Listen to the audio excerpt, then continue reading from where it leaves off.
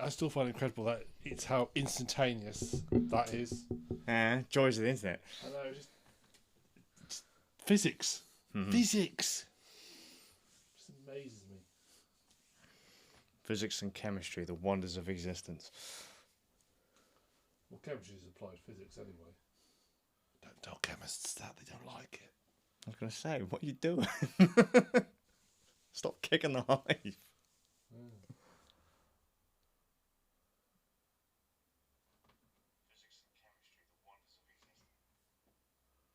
That's not through.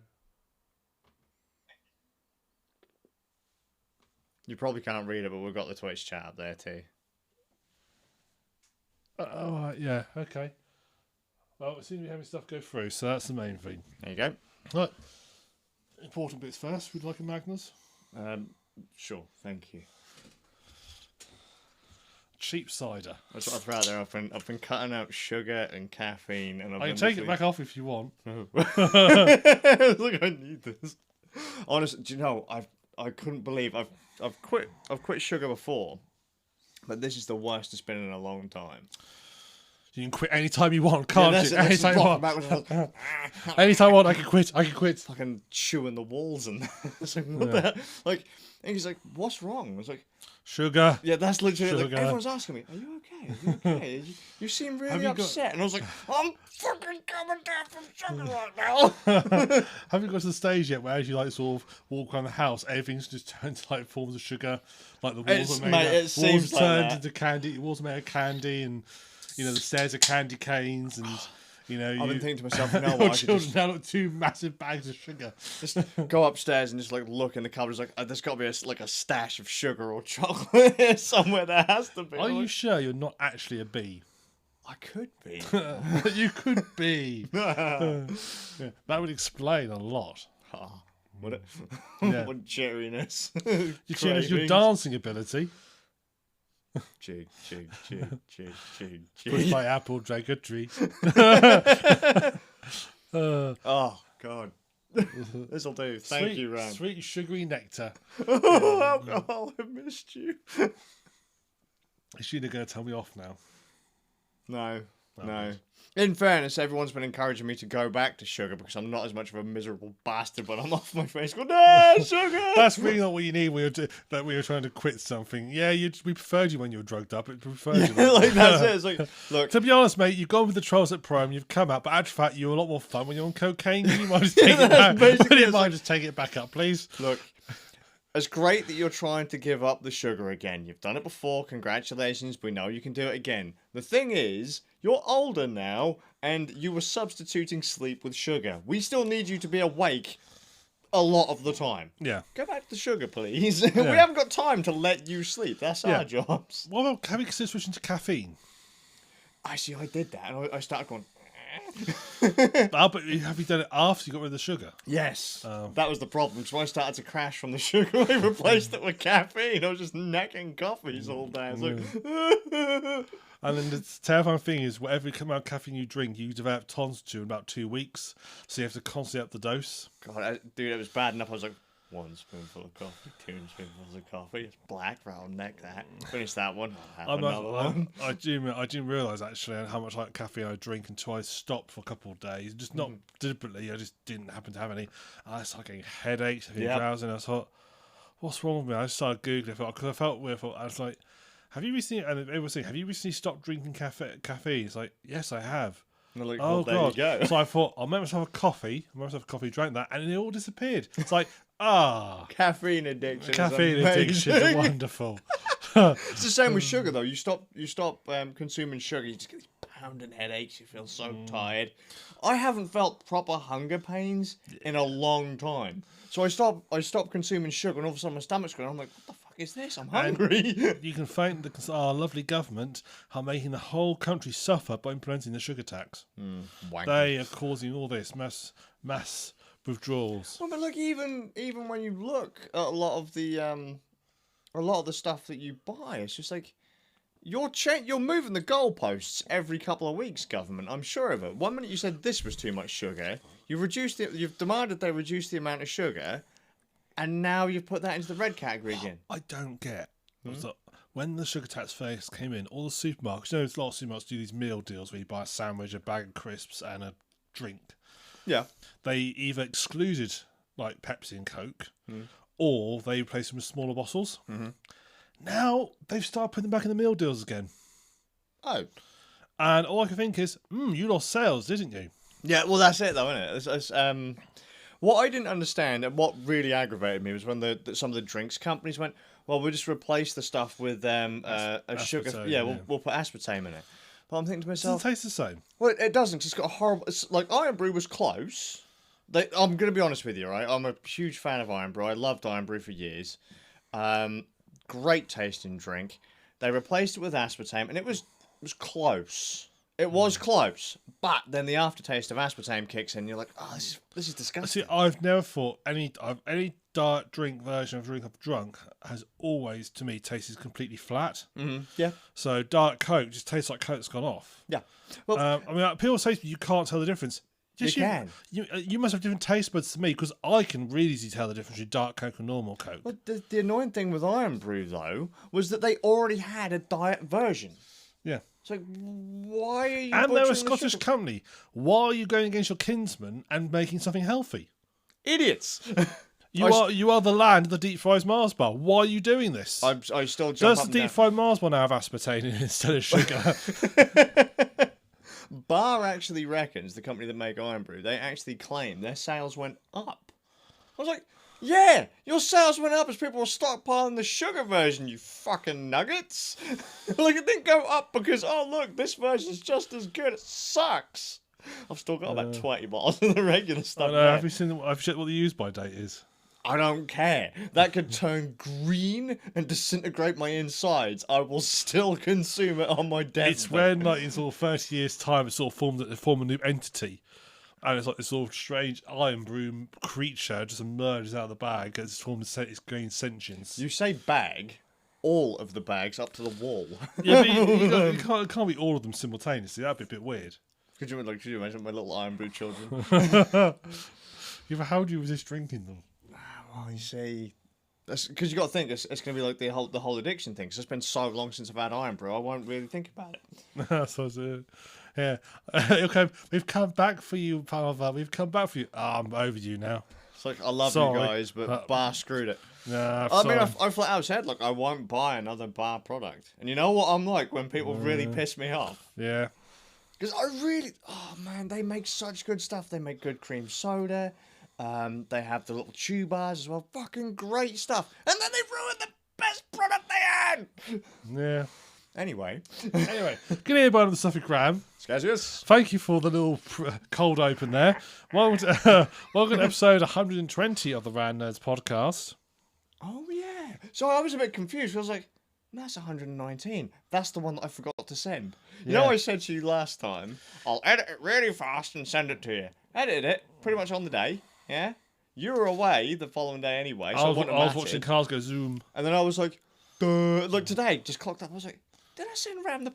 I haven't sent Ram the podcast. You're lucky because I've been so busy the last couple of weeks. So Sunday last week, when normally I would write the notes and everything and sort it all out and get it scheduled to, like, you know, go live the following week, which is why the people who, because I've not actually made the other one live yet, why there was a delay in the last podcast is because I normally, it's both of us basically. I only got around to write the notes today, which is the recording of episode 120, which you will hear next week. That makes sense to you when you hear it. So the Sunday I went to BTTC, the British. That's Well, confidence building, right? Well, there. I got there and we got me involved. We'd never been before. We did not know what we were doing. We got the tickets like 2 days before. Big plastic lanyards, like really cool.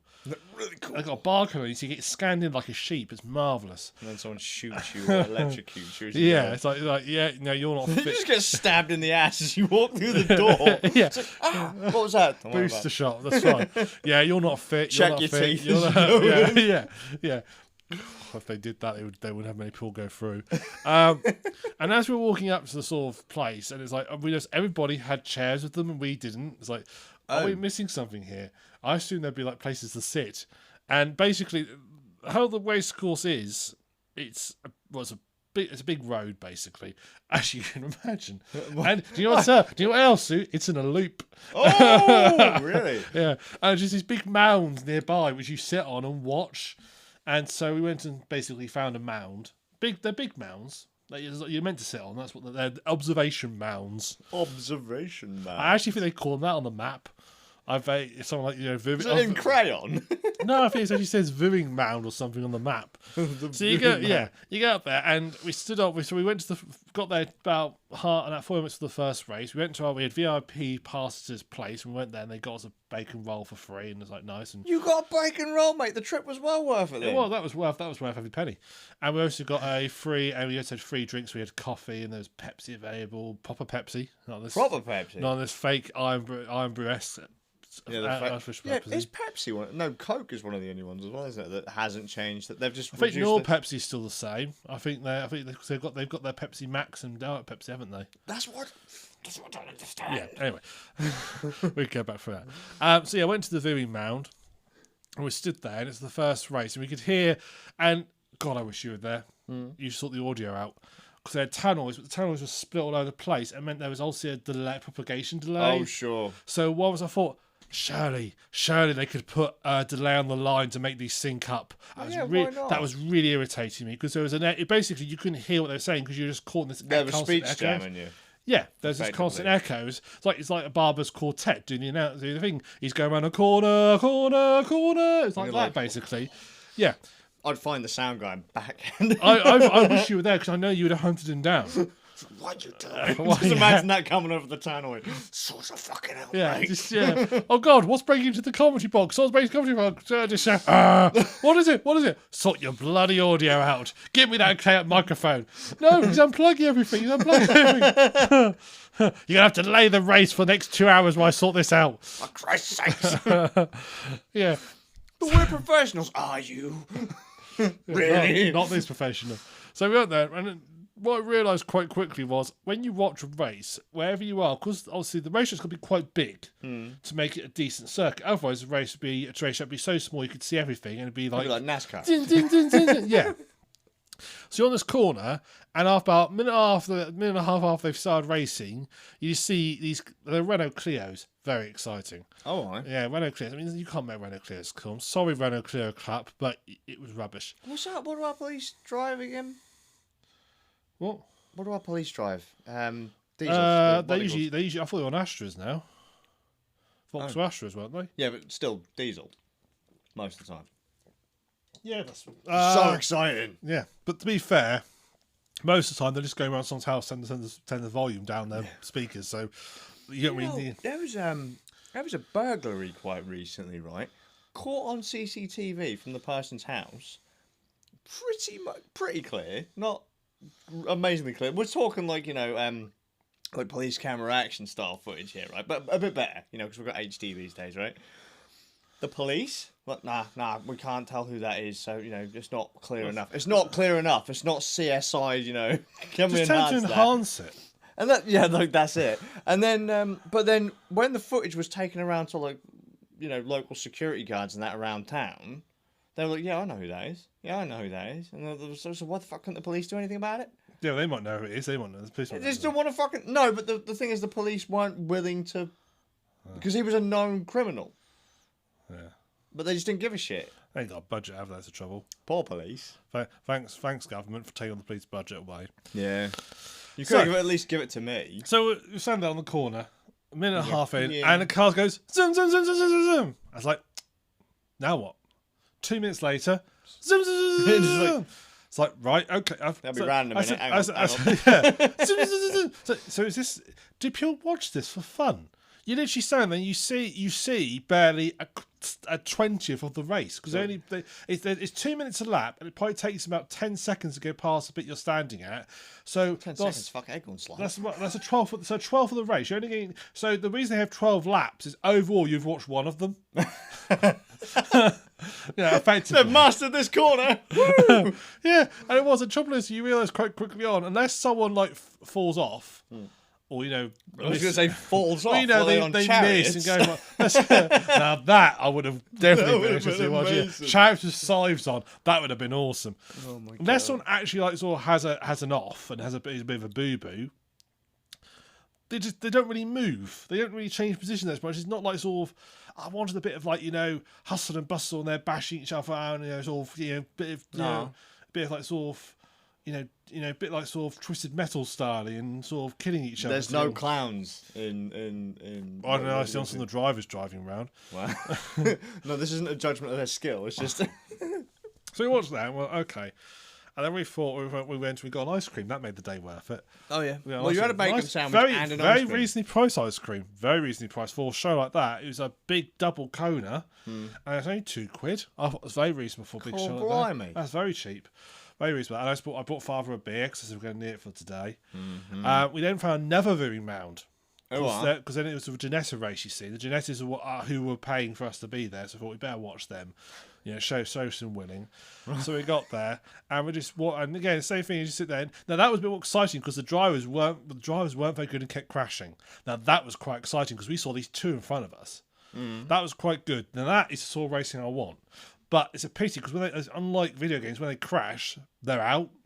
They can't hit a reset button and go back on the track, which is. Oh, you mean no one picks them up and puts them back on the track? No, I was hoping for that, but that didn't happen. Yeah, we watched that. It's like, oh, that's good. Then we went to and then the first BTTC show was on. Yeah. The actual race was there, so I thought we'll go watch it. We found another viewing mound. Between the two places, we did get caught by somebody who ended up sponsoring a guide dog. That's right. Yeah. As you do. Monty, the German Shepherd. Is he cute? He is very cute. Well, and get this. We get pup dates. Mate, I'll let that slide. Good job. He was very cute, yeah. I'm proud of you. Yeah, £12 a month we're paying for him. God, fucking blimey. Well, good on you. Yeah, we sponsored a guide dog. And then we went and found another viewing mound, which is actually the start position. Well, it says a start. Where you stand, you basically can sort of start in the distance, but you know roughly where it is. Yeah. And what was getting weird was the people around me, because everybody went, and this is for me. Everybody went, and they were all wearing the full-on team colours. So it had the sort of those really cheap and nice little polyester shirts that have all the team logo on them, and the baseball caps, and the trousers like the actual drivers wear and the crew pits wear.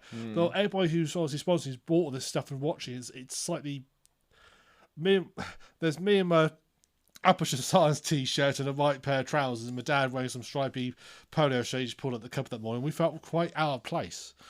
So I know exactly everything that's going on right now. I know all of these drivers and their strengths and weaknesses. And what was great was I was egging into the woman next to me because that was quite amusing. Because I don't know whether she knew the driver or was really keen to follow someone's career. Because I can't remember his name. Let's call him Alan. I don't know what his name actually was. It might have been Mike or Bob or Steve. Alan's good enough. Let's call him Alan. Sounds like a racing car driver's name. Yeah. So we'll call him Alan. And we just stood there, and off they go. And she's saying, "Come on, Alan!" Every time it goes past, they don't, and the position doesn't change. Come on, Alan! Come on, Alan! Come on, Alan! The next thing here, now we could see there's a TV there, a big sort of TV, again, which you wouldn't be happy with because the white balance was all wrong on it. And we could see the cars. We only watched that more than the track because you can actually see what the cars are doing. Sure. Next thing you see this car come off, and she goes, "Oh, for fuck's sake, Alan's off." Like, thank fuck, maybe you'll shut up and let me enjoy the race now. I was like, well, she wasn't being that loud. It's just I was deliberately. But still, if I can hear someone, I was tuning into it to be honest because she was more interested in the race. And then Alan's misfortune is interesting to me. And then we watched this. It's like, and then I'm paraphrasing her a little bit here. And then about a second later, they reviewed the footage, and you see Alan got hit by somebody. She went, "Who was that then? Who was that then?" I was like, "Oh, I hope they don't tell the name of this person because she's going to probably go kill him." It's like, so yeah, we watched that. And we watched the sort of 55,000 laps of that one, which it seemed to be 55,000. Then went to have lunch. I had begun at bolognese. Oh, good. That was quite tasty. And at that point, the F1 cars. I tell you, the other depressing thing was Janetta drivers. Right, what we didn't realise it was sort of the Youngsters Cup. And we went past the podium as they were doing the awards, and there was 14-year-olds up on there. Nah. And I was like, "You're too young." Again, have you noticed all racing drivers are all perfectly clean shaven? You never see one. You don't really see one with a beard these days. Because it's drag, mate. It's drag. Yeah, but they're inside a cab. Yes, drag. It's drag and weight. I think weight's a bit. Weight. But I think more in their case, because they ain't got around to shaving yet. To be honest, they're probably sort of bum fluff at that stage. Bum fluff if you're lucky, mate. Have you seen half the kids these days? Yeah. So it was just there. They've got about the same amount of testosterone as a prepubescent girl. I said he probably can drive better than me. I said I know it's a high standard, but he probably drive better than me, and he's like sort of half my age. Yeah. So it was, and then we went to watch. Then we went and had our lunch. We then went and watched the finish of the F4 racing circuit, which is like F1 but more boring. Yeah. We watched that. At that point, Father obviously has bad feet and bad back, and of course we didn't take any seats with us. I've got bad lower back problems, and I've been here till about 3 a.m. in the morning. Yeah. I was like, shall we go home? Yeah, why not? And as we were leaving, there's a lot of other people leaving as well. There's a lot of people coming in as well. So obviously it's like sort of these switch areas. Obviously people come for the afternoon and the morning. Oh, sure. I reckon it'd be a good thing to go to if you go in a big group of like sort of 6, 7 people. You take your seats, take a load of beer with you, and basically just veg out on a hill and basically just use it as a social gathering. You want to look like hillbillies then? Yeah. If you use it as a social gathering, actually, I found it'd be quite fun. Yeah. If you were with a load of your mates and it's just an excuse for a meet-up. Yeah. It's that I think actually. Well, you always need an excuse for a meet-up these days, don't you? Because we're all too old. Well, this is a perfect excuse for you. You have to go to Snetterton and watch BTTC. I enjoyed it, but I say that it's far better on television because you actually see everything. Well, yeah, for sure. Because that's one of the things that I've never really liked about a lot of live sports, especially, stuff like racing. Because you can't be there for the entire thing. So most of it you're watching on a screen anyway. At least in ice hockey, the rink is small enough for you to see everything. Wrestling, it's fake, but you can still see everything. Football, been to a football match. I fucking hate football. Yeah, I went to but you can still see everything. I went to a football match. I went to see Norwich City v QPR. I don't remember who QPR are, but they faced them and they fought. They had a battle. I can't remember. They had a battle. I can't. Well, it's like Blood Bowl, isn't it? Yeah, kind of. Just I can't remember who won. But yeah, I went to see them. That was a school thing, actually. Was it? Yeah, it was a school thing. Oh yeah. Tutor in our school organised it. Crazy bastard. Yeah. I thought because I saw like because you had to have a parent go with you and. At my point there, I think my dad was a bit like, because I think my dad was like, he's quite an old-fashioned man, and I think he was like getting a bit weird that I wasn't showing any sort of like typical boyhood interests. Like I wasn't into sports. Yeah, I wasn't into all the sort of boy stuff that society has deemed a young boy is interested in. Yeah. So I think he sort of like encouraged me to go to the football match, thinking that somehow I'd watch this game of football and instantly become a football fan. He hates football. Yeah. But it's only It's just weird that he would then assume that you would. I think 'cause he was worried that I was going to get left out because I wasn't talking to anyone at school because I wasn't there or following football and I wasn't. Oh, sure. I think he was quite isolated at school and he was young, so I think he didn't want that to happen to me. I fucking hate football. And exactly. It's a pansy sport. And women's football is hardcore as fuck. Well, yeah, that's far more. I've seen women's football. That's far more interesting. Because for the difference is men's football.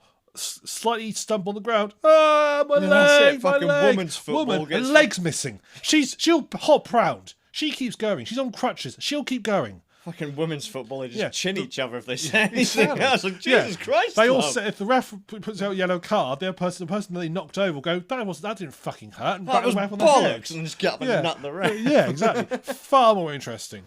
You're a bunch of fucking pansies. No. Far more interesting. You see, that's why it's so violent. That's why the Americans have never won the World Cup, was because it's so violent. Mm-hmm. I was more of an ice hockey fan when I was a kid anyway, so. But yeah, so I think that was sort of his fear. We went there, and yeah, I had no idea what was going on. I don't know who. I remember going on the bus, and everybody there knew what all those players' names. I thought, I don't know who any of these people are. Even out well, when people start they sort of. Again, it's a male thing. If a chap just assumes they can ask you about football and you'll instantly know about it. And then when you say, I don't really follow football, you get a rep come in, and obviously they come in, they have to work in your office for a bit and so forth. They want to, obviously, they feel like the silence is killing them. I don't mind. The silence is killing them because they want to make some chat. So they'll ask you about the football game or something that was on, and you just go, "Sorry, I don't follow football. I have no idea who." And they just like almost explode. And they all of a sudden, the only option they had for socialness has been destroyed. Yeah, their life goes into black and white, and the violin starts playing. And then an awkward silence will descend. Even well, it wasn't awkward, but now it is more awkward because they've tried to engage in some sort of social interaction. It's failed miserably. It's fucking hilarious. I half me wants to respond back, and they say when they next ask me, I've been tempted to. I've never done it, been brave enough, but I might do it on the next rep when they say, "What do you think of the football game?" I was like, so I couldn't watch it. I was at the opera. What do you think of that? I just see their brain go. That's always great for me because the last 2 events I've had to go to, like social events, has been with rugby fucking players, and I'm like, oh dear, rugby, fucking really? One of yous. Clearly, I mean, you love getting your head stuck between other men's thighs. Whatever. Good job. The only thing I have to say about rugby though, at least they don't wear fucking armour like the Americans do. Yeah, I'll give them that. You know, Americans play the equivalent of rugby, which they call football for some reason. Hand egg, yeah. but they insist on wearing padding. See, this is the thing, though. This is the thing. I'm talking to these rugby. Oh yeah, rugby, fucking great sport. And in both of the events, I went to, rugby is such a great character building sport. I'm like, fuck off, mate. I'm an ice hockey player. Fuck you, you little pansies. Yeah. It's like, oh. Ice hockey, the only game that's got any normal game that's got fighting as part of the rules. 5-minute major. I've had many of those. yeah, that's brilliant. 2-minute minor for fucking taking out the goalie's legs. Interference. Yeah. They tried to get me to join the fantasy football league they've got going. Where you sort of like, I said, how does it work? Basically, you sign up to they set one of them set up a league. You sign up, and then you have to you have virtual money that you pick. Oh, players, sure, yeah. And then if they do well, you go up and so forth. It's like, right. I thought, I wonder if I could play the system here. What if I do some min-maxing on this? Oh, Jesus Christ. Well, I thought, why don't I get it? And what I do is, instead of going for being sensible about it, I look for all the cheapest players and buy all of them. Right. And hope that the law of averages, because quantity over quality. Fuck. Well, no, if I don't know how much. I don't know. Isn't there a rule to how many people you can have registered on a team? I have no idea. I have no idea how this works. I haven't looked. Okay. But if there isn't, if it is all just like, how are you getting a budget? They're buying players worth 10, 12 million. I'll just buy 12 players worth $1 million. Even if one of them scores a goal, I'm probably on average, better off. Yeah, all right. I see where you're going there. Yeah. No, that's going to work for you, mate. All right. Well, I might give it a go. Bit of min-maxing. People are like, what's he doing? That guy's crap. No, well. Yeah, it doesn't matter. It's all about the law of averages. If you get leveled by that nub team, it's embarrassing for you. And they're like, oh. Yeah. It's because all your Premier League... They've all got, I know, Massey Ferguson and New Holland. All their Premier League players are too busy gelling their hair and guarding their fucking... They've got all those people on their team. I've got the team, the geriatrics, over 60s. They're building... Yeah, but the geriatrics are going to kick the shit out of the fucking whippersnappers at a day. When they're standing in the ball, they're guarding the Five of my team are dead.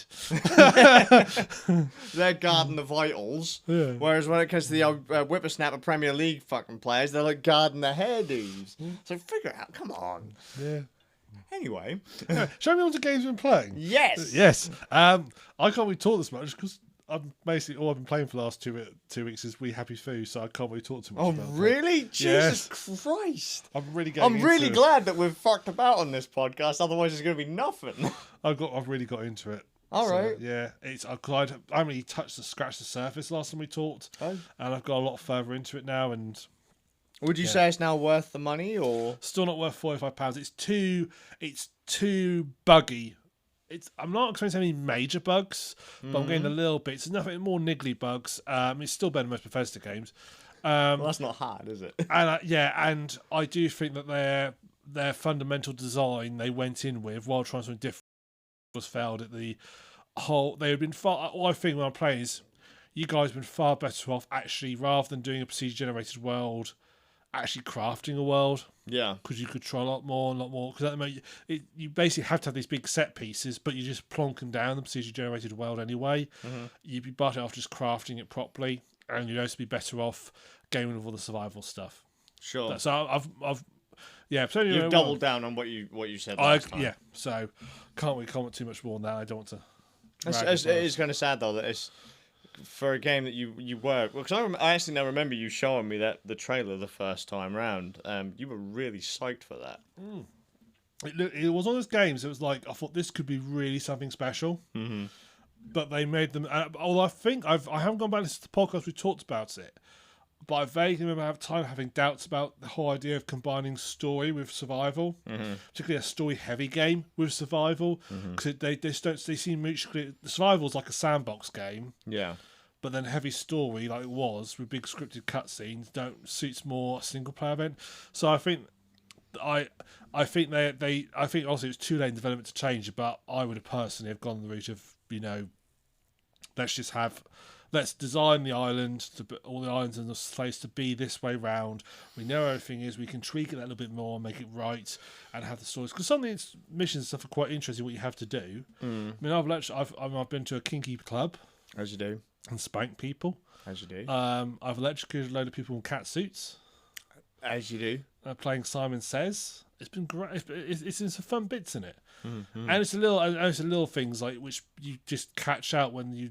I said the little Americanisms that catch you that throw you out. So they say elevator, or they say they've been on the subway rather than the tube or the underground. They don't pull a Bethesda where they forget to edit out the bit that she asked for another take.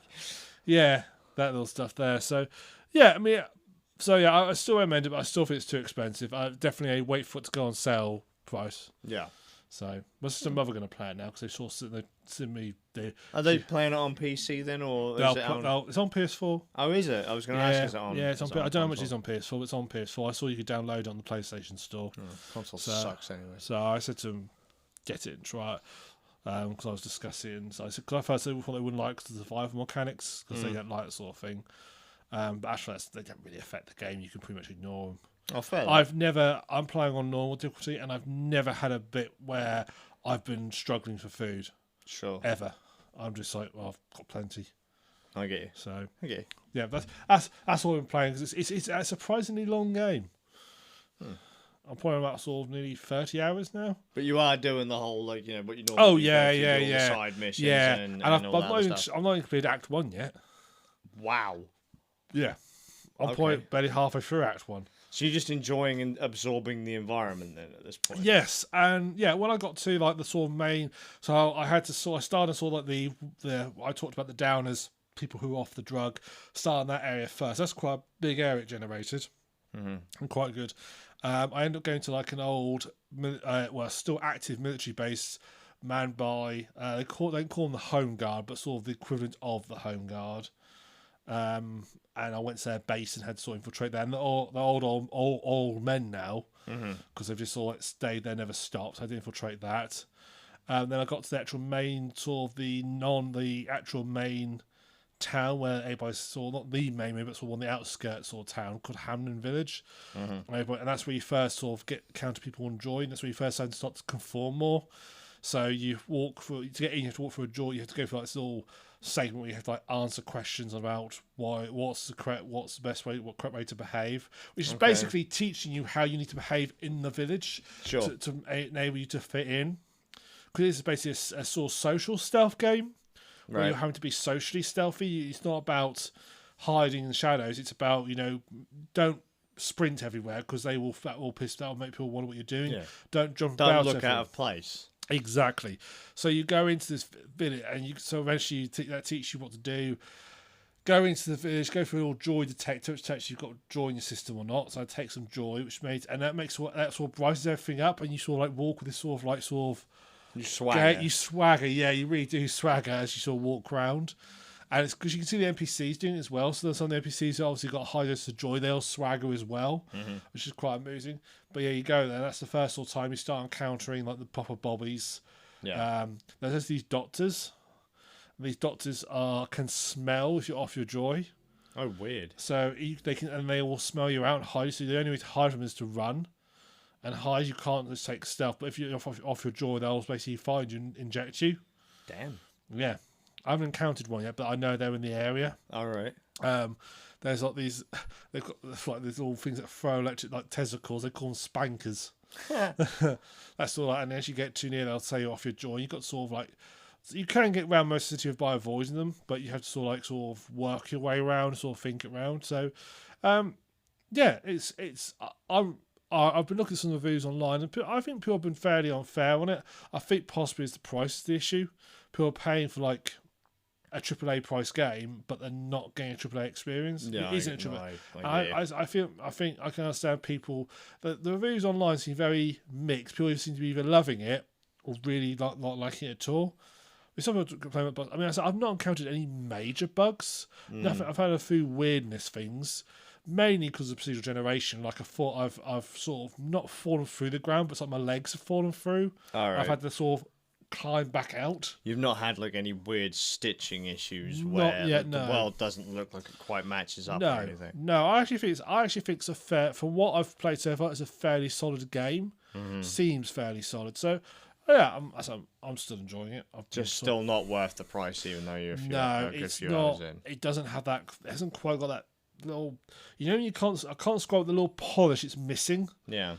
If I tell you, if this game came out 5-6 years ago, and it was that price, it'd probably be worth it. Now it's not, because it's not got quite that sort of high enough standard of polish to it. Sure. So, I mean, in fairness, I spent quite a bit of money recently on a collection. I'm yet. I say collection. It's a pair of games, but that was like £35 for a PS1 game and a Dreamcast game, and that seemed quite high. But then I think to myself, that is, there's two games, two full RPGs, and they would cost around maybe £15 a pop anyway. Yeah. So that's not too bad, but. Yeah. I don't know. I probably agree with you. That's probably the price this put people off. Yeah. That one. Shamefully, because we look at the trailers. It does look all right. It's a team of 40 people, which in these days is actually quite. I'd still call it an indie That's pretty team. small. Yeah, that's a small team. So they've done a good job for their size, and all this. They've got this the character Uncle Jack, which all these pre-recorded bits in it, which is quite. He's like these broadcasts, and they've actually got an actual actor who's properly done. He's actually sort of. He obviously watched a lot of old like BBC broadcasts because he's really in character for it. It really works, and it really sets the scene. I wonder if you ever count him like in the flesh in the game later on. I actually looked him up, and it's like, oh, he's been in loads of things. He's been in loads of games. Like he's been like in nearly every Assassin's Creed doing sort of side character voices. He's been in loads of games. It's amazing how many games he's been in. I was quite surprised actually, because he's an Irish actor. Are we going to get an update in the next podcast? Are you going to tell me in the next one that it's actually worth it? Like that magic thing has maybe, and we'll see. I will try and play something different for the next podcast. Sure, but I'm going to keep. I still expect an update. I'm enjoying it. I'm at a stage now where I think, I'll just go load that up. Yeah. Sometimes I won't like. Sometimes when I'm doing this, I'll play a game just to have a game to discuss. Yeah. But I actually want to go. I'm sort of like thinking, I want to go and try that now, and I'll want to load it up. It's just the last sort of couple of weeks have been we've been stopped taking at work, which is taking a lot of my time up. Yeah, for sure. So I've only been able to do like sort of 1 or 2 hour sessions. But I know how that feels because summer holidays, so I've got spuds in that to deal with. So you're not getting much progress on them. So fair that. Cool. What about you? What have you been up to? Have you been? More East games, actually. What was I playing last time? Was it E6 or E7? I thought, do you know what? I was half watching the podcast day, typing and looking up. He started seeing East, and I started writing the notes. And when I got back to, I thought, I did actually listen to see which one I was talking about. Yeah. I vaguely think it was Origins. Because Origins is the one that I've avoided because it doesn't have add-on in it. I need to change that then.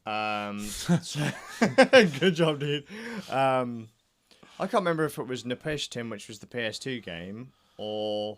You're talking about something about videos not playing. That would be Nepishtim then. That would have been 6. So I've since beat E7 and started the red-headed stepchild East 5. So, cause, have you now? Because you've been caught up on all the East games. So if we're not including like remasters, I've played all of them now, with the exception of I haven't finished 5 and I haven't played Origins through yet. Right. Are you going to play Origins? I'm going to suffer through it. I'd really rather not, but I probably will. The fact that I'm playing through 5 means that I have to play through Origins, to be honest. Because 5 is the East game that traditionally everyone hates.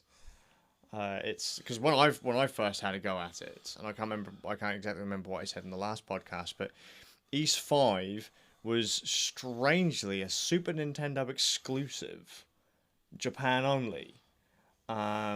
But the other East games had been out and been popular, hadn't they, by that point? They weren't always popular, but they'd been on like NES Master System. They'd been on the TurboGrafx CD. They'd been on Super Nintendo and Mega Drive. They'd been on.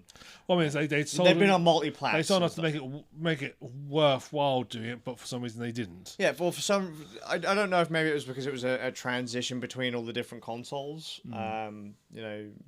Maybe they wanted higher quality audio and graphics, and so they went with the Super Nintendo this time around as an exclusive, because the TurboGrafx 16 was probably failing. I mean, TurboGrafx 16 didn't sell particularly well.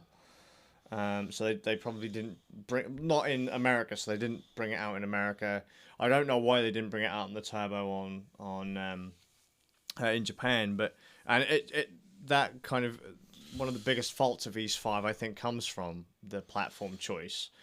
But it was Japan only, Super Nintendo exclusive. So a lot of people who played it in the West, who were East fans, well, first off, we were shit out of luck being able to read it, because up until... I was always under the impression there was no translation for it.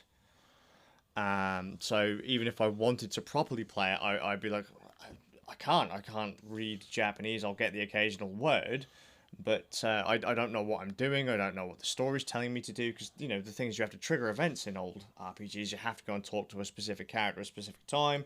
Otherwise, the next event doesn't trigger, which will require you to go to a certain place or speak to another character at a certain time with a certain item equipped or whatever. It's a nightmare playing old RPGs in Japanese. Were no fan translations of them? Well, see, that's the thing. 'Cause like I say, initially I didn't think there was one. But... I went and had a look on romhacking.net, which is generally where you find all your fan translations. And it actually turns out there was one from about 2013, 2014. And I was like, oh, how did I not know this translation existed? And I went through one of my ROM collections. So I was like, I know I've got East on the Super Nintendo. I've got 3 and 4 on the Super Nintendo in a ROM dump. Hang on. East 5 is in my collection. Hit the button. Oh, it's in English. I've already got a pre-patched ROM of the game. Excellent, cool. I must have had it for years and not even known I'd had it. You must have one of the things like, oh, that looks cool. Oh, that's great. I'll download that, play it later. Yeah, pretty much, because I've got the Japanese version sat there as well. And I'm like, oh, I can't really play it because I can't read it, and the music's not as good, and it plays kind of weird. For that dedication, you should learn Japanese just for that game. Well, the thing is, though, I have played many RPGs through in Japanese, but just East 5 didn't really sit with me at the time, because there were things about it I didn't like. Get the Google app on his phone. Just point it. Yeah. Point it and go. Well, the guys who translated East 5 ended up saying it was an absolute nightmare to translate. They didn't exactly go into why it was so hard to translate, but I mean, that's very text heavy. Very text heavy in East 5. It depends how well you speak Japanese. Yeah, I suppose. I'm trying to get all the text to fit. Because I mean, obviously, Japanese is one of those wonderful language. It's a very wonderful language where a few characters to us mean it means like a fucking half of a page of text, whereas for us they can't fit all of the dialogue in a text box. As you can get a lot of text in a short space. Downside being that you can't express express new concepts so easily, and it's not so versatile in many ways. But it's enough. It works. So I loaded up because I finished E7. I went through E7, which was the first of the current style of East games. Fun game, Combat was nice, story was decent, the world map seemed a bit small, but it was alright, music was okay. Fun game, really fun game. I'm glad I played it. It was probably one of the last games chronologically in the East series, story-wise. Because like East 8 takes place before East 5, I think. Which is bizarre. But anyway, so I load up the translation, so now I actually get to give it a chance. I get to understand what the hell's happening this time. I can see all the different menu systems and all that. I can read all the item names and all that. And I'll tell you something. I personally think East 5 has got a really horrible reputation. Like, it doesn't deserve it at all. So what's his reputation? It's a complete piece of shit. Most people just don't try. Because East 5 is a weird one in that you have to manually block and manually attack, whereas in the previous 4 you didn't really have to do that. But in current East games, like 7 and 8 and that, you have bonuses for manually blocking. So you can't really hammer on East 5 for something that the later games do as well. So playing it through, the one thing I can say, graphically it's gorgeous for a Super Nintendo RPG. Some of the sprite work in it is very, very nice. The world seems a bit budget RPG, but then it probably was a budget RPG. But the big letdown for this game is the music. East games have traditionally had, at least, not including the Master System ones, the Super Nintendo ones that came before, the big East, so East 1, the one that everyone says you have to play, is East 1 on the TurboGrafx CD. It comes with a CD soundtrack. Which sounds, at the time would have been amazing. I mean, it was one of the first games to have a CD soundtrack. With actual voice actors doing the dialogue and that. So when incredible at the time. Exactly. So when you then move on to East 2 got the same treatment, East 3 got it, East 4, then you get to East 5 and all of a sudden you hear these bleeps and bloops and you're like, no. East 6 straight away gets a rockin' soundtrack. 7 gets a pretty good soundtrack because they're back on discs again. Weird. But 5 just doesn't have that same kind of pounding soundtrack. It sounds like it's done by a completely different development team. It may very well have been. I haven't really looked into it. It says it's published by Falcom at least, but I don't know. It just feels like they just gave it to a completely different team to develop who didn't really sort of know what the other games were like, so just did their own thing. Mm-hmm. But mechanically, it plays very well. If I'll just quickly say, you say that being that it was on the SNES, would that have limited them to presume? Oh, you can't have. Obviously, you couldn't have such a high quality soundtrack on the Super Nintendo. It's just cartridge based. You've got such limited storage. What I mean. So that's is it a case of owned for the system. So that's just what they developed. Yeah, for sure. It's just sad, which I think is one of the big negatives of it, because East has always had such good soundtracks. Always. Fucking always. I mean, if you're playing a Super Nintendo version when you could be playing the PC Engine CD version or the TurboGrafx CD version, you're playing the wrong version. If you're playing the Mega Drive version of East 3, you're playing the wrong version. The best version is the TurboGrafx version, but shamefully, some people did play those other versions, and they weren't as good. But when everyone else gets to East 5, it was the only one that really only got lumbered on Super Nintendo hardware. There was no CD release of it. There has been no remaster of it. It's just really, really weird. Whilst it is really weird, it plays really well for a Super Nintendo RPG, a top-down sprite RPG. It's actually really quite good. Combat is satisfying. Controls are pretty simple. They're pretty tight. The story is okay. Not that I've played a huge amount, but it is a Super Nintendo RPG that you can beat in about 8 hours. It's all right. I recommend that if anyone's been put off by it in the past, you really have to give it a go. With the exception of the music, it's decent. Yeah. It is decent. Kind of reminds me of, I hate to say do you think people are shitting on it more for the fact that it never got translated? Most likely. Can I tell you what I think the problem is? There have been a few YouTubers out there who have reviewed the East series. And every single one of them, when they get to East 5, are like, this game's shit. Every single one of them. I mean, admittedly, I played East 5 in Japanese. I was like, but I couldn't read it. Yeah. So I had no idea what the fuck was going on. How can you really judge? It's like watching a film in a foreign language and going, this film's shit.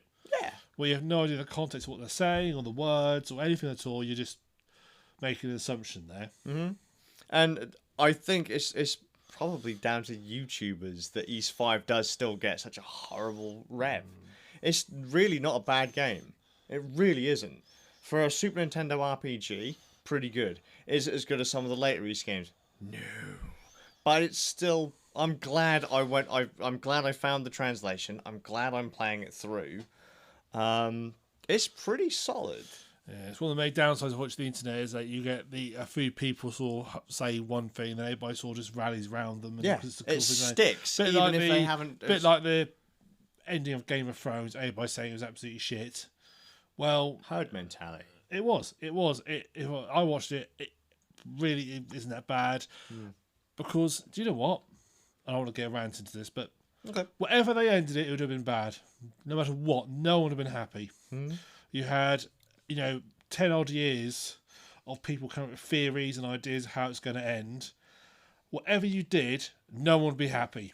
The people who ended it how they wanted to would be happy, but I would be happy. I mean, I enjoy. One thing I did notice though, looking at seeing people online talking about the ending, people who've enjoyed the ending more tend to be people who have watched the whole series in a short space of time. Yeah, they binged it. Yeah, and so I think they haven't had time to absorb all of the community theories and all that shite. Yeah. So, but yeah, it's got a very unfair reputation, and people whinging, complaining.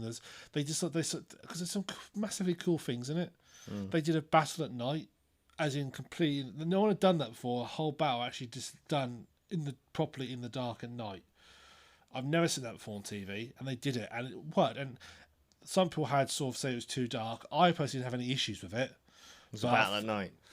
Yeah, it's about night, and it was beautiful lighting, and so for the light worked quite well. I think apparently most people complain they came down to it was a streaming service. Some people who stream through certain services had a very low bit rate.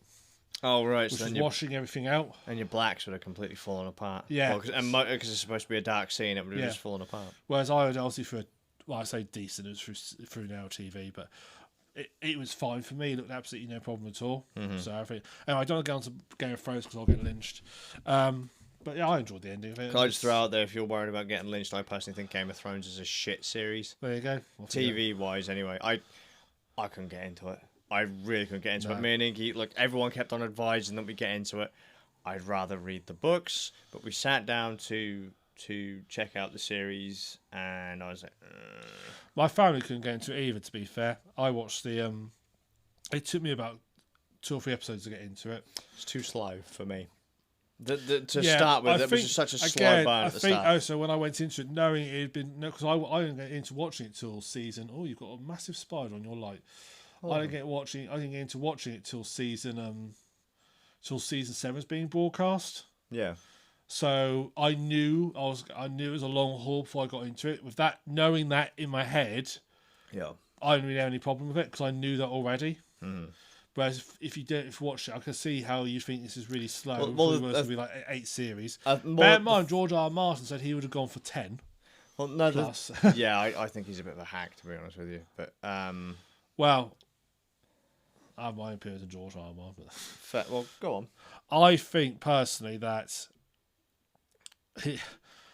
I think he hasn't got a clue how he wants to end it because he's taking his long time. He's supposedly told the writers. I think what people forget is he told the writers how it was going to end so they could do it. So everything they're watching is gospel by him. And everyone's going, well, we'll see how George R. R. Martin does it. The dude's like... he's part of the... He's going to be dead before he writes the last book. I'm sorry, he will be. He's taking, 10, 12 years to write a book. He's going to be dead. So, yeah, we'll see how he handles it.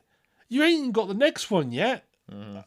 So don't rely on that. The TV series is about as good as you're going to get. Well, yeah, because they have to confirm with him if it's going to be good enough. He signed off on everything. Yeah, so... What are you expecting to get different from when he writes it? Yes, maybe slightly in depth, but the general storyline's going to be the same. Yeah, it has to be now. Yeah. It's He told how it was going to end on the basis because because he knew by the time he booked something, he might not be here. So, well, I'm not a huge fan of his stuff, to be honest with you. And it's not even slow in the case of it's a huge amount of seasons. It was the episodes were too long, and my fucking god, those first few are a right slow burn. they are. And I was just like, I haven't got time for this. The first season is basically scene setting. Yeah. Again, when I went to I knew it because I knew it was the case. I was sort of prepared for it, so I sort of I sort of like sat down one evening and just like I'm just going to go through 3 or 4 of these. Yeah. And I watched the whole 6 seasons. I will watch 6. So season 7 was being broadcast when I started watching it, and I think I watched the whole 6 seasons in about 4 weeks, and caught myself up. By that point, I got into it because at that point, the big battles had happened. You got them, all the characters in and out, all sort of big twists had happened. Its tendrils had ingrained into me at that point. Yeah. But yeah, the first season is very slow. It does sort of make you want to actually. The problem, I'll tell you what. One of my other problems is I just don't have the time. Yeah. In the time that I get that. In the time that I'd spend watching 5 episodes of Game of Thrones, I'd be halfway through an anime or something else. Yeah, no, I get that. So I get that.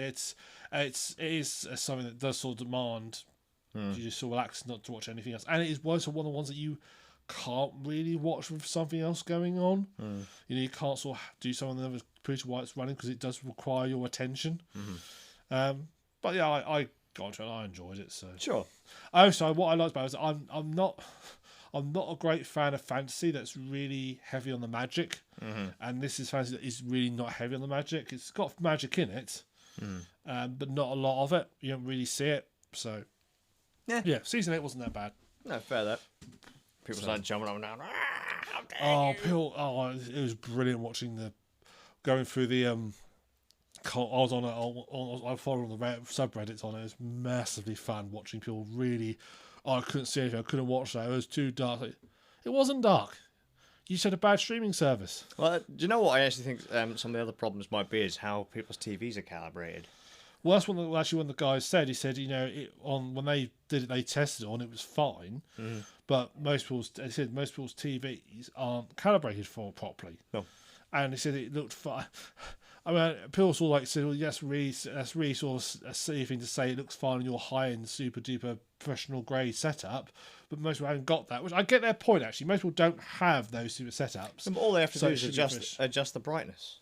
Adjust the contrast. Most people don't change channel. Wow. They get it out of the box, they press the button, and it's probably on some random dynamic mode. And yeah, somebody complained he's watching it during the day and he couldn't see what's going on. It's fucking night battle and you're watching it during the day. No wonder you can't see anything. Wow.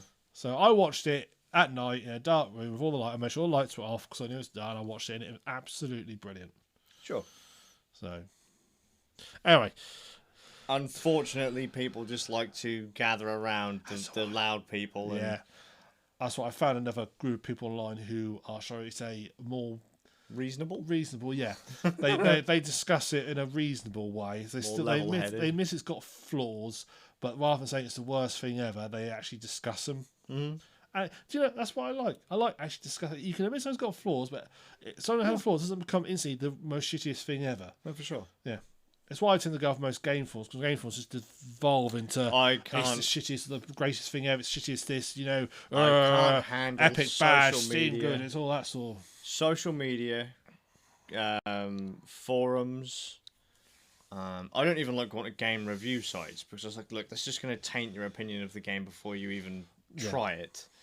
And give it 5 minutes. 5 minutes, and there'll be someone screaming at someone else, calling someone a fucking Nazi or an idiot or something like that. Oh, you're clearly not big-brained enough to be able to figure out the. If you thought this was good, you must be stupid. And it's like, Jesus Christ! Can we not have a different opinion? Is that not allowed to have different opinion? Clearly. Oh no, sorry, we've got to conform. Sorry, you've got to conform to the. It's just fucking bad. It's silly, but. When it comes to games reviews and so forth, I found a few people who I sort of follow who seem to agree in my views on the games that I've played. They seem to align with them. So I think, well, if they align those views, odds are if they review something I've not played, they'll probably align with my views as well. But not always, but yeah, I could see. I would have said that was reasonably accurate up until these 5, to be honest, because a lot of the people that I speak to, oh yeah, man, we all like, I speak to other people who like East. Ys 5 is universally hated. But after giving it a go in English, after realising I actually had an English copy all this time, it's pretty good. Yeah. Standard Super Nintendo top-down RPG affair. You know, just the music's not as good. Yeah. It's alright. Hopefully I'll finish that before the next podcast, and then I'll start Ys Origins. So once you've done Ys Origins, will you then be complete? I will be complete other than remakes. So like, I don't know, like let's say there's a PlayStation 2 version of Ys 1 or something like that. Like I wouldn't have played that. And I haven't played through the original version of Ys 4 because my copy is Japan only. Well, Ys 4 is Japan only. Oh, right. So, but I might go through and play those with patches if I can be bothered. So I think I've got, after Ys 5, I'll have maybe 3 left to do if I go back and play the classics as well. And then I've finished everything that I own. So, Cool. Now I can move on to a different series. Yay! Finally! I am getting what my show notes saying. Yep, Skazz is still playing the Ys series. Yep, he's still doing that. Well, I think I'm probably a third of the way through Ys 5. So I don't imagine it's going to take a huge amount of time. And if I was playing Ys 6 last time, this took me 2 weeks to finish Ys 6 and Ys 7. There you go. So I should be able to do it. He might be through his Ys addiction by the time we get out the other side. Well, just one more quick update. Ys 9 is coming out. Well, that's what you originally started for, was to play them all before Ys 9 comes out. But, well, I was hoping to stream them all before Ys 9 came out, because I've played some of them before, but I haven't got any kind of record of me streaming them on Twitch or whatever, or Mixer. But Ys 9 isn't coming out on any platform that I own. No? It's going to come out on PS4, but my PS4 is a piece of shit. Yeah, you're broken down. Yeah. And Falcom, the people who make Ys games, and Legend of Heroes, 2 series I really like, basically said, well, all of our audience is on, we believe at least, to be on PlayStation 4, so we're not going to make Ys 9 on Nintendo Switch, even though Ys 8 was a fucking hugely popular game on Nintendo Switch. Not going to release it on Nintendo Switch. Does that have the sense of Sony exclusivity about it? Yeah, which makes me want to shit the fucking bed. I Hate exclusives. I do. I absolutely hate it. So Ys 9... Exclusives do not help gaming. They are good for games. They're good for console companies. They are not good for game companies, and they're not good for gamers. Nope. It's like, like I said to you earlier, I bought a game that was like $35, but it was 2 games because it was a collection. The Grandia collection. The guys behind Grandia basically said, Sony sucks. We ain't going to Sony. We reckon that the Nintendo Switch is the future for RPGs because Sony's censoring them all. So they went to Switch and PC. If Ys 9 comes out on PC, I'll try it. But with my recent kind of Windows gaming machine killing itself, I don't think it's going to be a game I'm going to be able to play. No. So Ys will finish once I finish Origin and once I finish the current run. When Ys 9 comes out, it might be one that I just can't play. So, hey ho. Hey ho. Well, I can talk briefly before we end about our TV series. Oh, wow, what have you been watching? I've been watching. Do you remember I discussed a series called Money Heist? The Spanish series about them taking over the Spanish mint and printing loads of money. So part 3 got released this month. So it's in parts one series. So part 1 and 2 about them taking over the mint. Yeah. And basically they escape and all go off and set off. Basically, all go off and set off with their millions upon millions upon millions of euros they printed from the mint. Not everybody made it out. Some people died. Money Heist Part 3 follows on from that, where one of the people who was involved with that, he basically makes a foolish mistake. Him and his girlfriend, who also was involved in the heist, she gets a bit bored. They're living on this sort of paradise island. She gets a bit bored because she wants something a bit more exciting, wants a bit of party atmosphere. So she says, I'm going to go away for a few days. And he said, look, here's a satellite phone. Call in a 3 days' time, switch on, and we'll call each other. So a few days go by, she switches it on, he calls her. Unbeknownst to them, the person who bought the phones off had got picked up by Interpol. Oops. And had told them all the details. So as soon as they switched the phones on, they started tracking them. Oops. And she manages to escape, but he gets caught. And basically gets imprisoned and starts being tortured. Oh, good job. Because he's in a third world country, so that the Spaniards can do what the hell they like. No one cares. So they start torturing him. Basically after the ringleader, the professor. So luckily he'd thought about this, because the professor was all about being a chess master and thinking 10 steps ahead.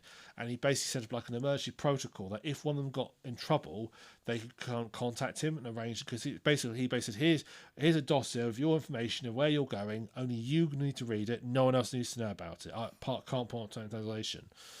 But he said, but there is emergency contact if you need it. She basically contacts him, and long story short, they get the whole game together, and they think they've got to try and find a way to get this guy out. Right. So, what they decide to do is they go, right, what we need to do is negotiate for him. So we need to go for the big one. We need to do something bigger. So they take over the Royal Bank of Spain. So the series is there following them taking over the same sort of thing, their heist, but this time they're going for the Royal Bank of Spain, which they basically infiltrate by pretending to be a military unit. They start a riot themselves, As you do. and basically sort of start a riot going, and the military get involved. But they basically listen out for which military unit is getting called. They've got all the different stickers for the different units in a box. Sure. And so say, okay, it's such and such sixth company, right? Stick it on the vans. Off we go. And they drive into the bank until basically take over the bank, and it's very much a direct follow on. It's still got the same thing. I was always a bit dubious when you get sort of because the first one sort of like was quite tightly finished. I wasn't so keen on how it ended because it's left a lot in the air, but this one actually answered a lot of those questions but left in the air. So finish that off. But it's still got all the twists and turns. It's still well written. Mm-hmm. It's nice they've changed it up bit. So the person they've got in charge of the police this time doesn't basically. Whereas before it worked because they knew how the police were going to do it by the book. They knew what the tactics they were going to use, and so who's had to plan around it. This time, this person doesn't give a shit. This guy's a bit of a wild. Wild card. Yeah, she doesn't give a shit. She basically and will happily use their own tactics against them. Mm-hmm. I mean, at one point they actually nearly managed to rate, and they nearly get in and actually take them all out. She's also the one who's been charged with this guy's torture. Oh, so she's not beyond just going and saying, just shoot them. Go in there, and if they surrender, just shoot them. So it's a lot more tension. I mean, the twists and turns actually were still. And the final episode, it's obviously going to be a second in two parts. So halfway through, sort of at the end of the part 3 is like the first half of the second heist. We get to the end of it, and my God, the ending was. I was like, as soon as it ended, it was such a cliffhanger. As soon as it ended, I was just googling when's part 3. When's the next one? Yeah, it was. Apparently they've started filming. They've not got a release date for it. Oh, yet. Sure. I can't remember. Was this Netflix or? It's Netflix. Yeah, it's the first two were produced in Spain, but Netflix bought the rights to distribute them. The third one, I think Netflix have put money in because this one has been there. The first one was their highest rated foreign language show to get the highest one they've ever got on Netflix. Mm-hmm. Because it's such a good show. I would definitely recommend watching the subtitled version because the dubbed version isn't very good. You don't get they haven't got all the sort of inclinations right. You can't the subtleties. They ain't got the performance, which you get. I see it's often with now. I used to have to. I mean, I learned to watch subs because I used to be very bad at it. I couldn't used to struggle with subtitles. I had to learn to watch them. Yeah. So I had to watch dubs for a long time because I couldn't get on with subtitles. But I've sort of learned. Mm-hmm. But I realise how much you lose in dubs because they don't get the performances. No, well, of course they don't, because it's not written for our language, is it? No, I would have thought dubbing a an act on a cartoon would be easier because obviously the visual people haven't got the acting, but dubbing over live action just doesn't work. No, it doesn't. It doesn't work. They just another things I watched dubbed, and I wish I hadn't because there's points where the actor is clearly meant to be shouting, but the person doing the vocals it doesn't isn't quite match. Yeah, so I would recommend watching the subtitle version, but yeah, it's really good. If you've watched the first ones and you enjoy them, this is just as good. Sure. They've kept the standard. Cool. That's what I mainly wanted. So yeah, Money Heist. Rocking. Right, we're donesies. That's it. So, very much for watching. I'm TheSuffolkRam. Skazz. If you've enjoyed this, you can watch us further. You can watch our previous ones on YouTube at youtube.com/rannerds. You can also follow us on Twitch, twitch.tv/rannerds. We'll put announcements up for the next live stream. The next live stream, for those who are paying attention, will be on the 31st of August, 2019 at 9:30 plus 1 hour GMT. So we look forward to seeing you then. We have got a patreon.com/rannerds. We've got a website, rannerds.com, which is due for renewal very shortly. But yeah, so thank you much for watching. Look forward to seeing you guys in the future. Rocking. Bye. Doing good. Yeah. See you next time, guys. See you next time.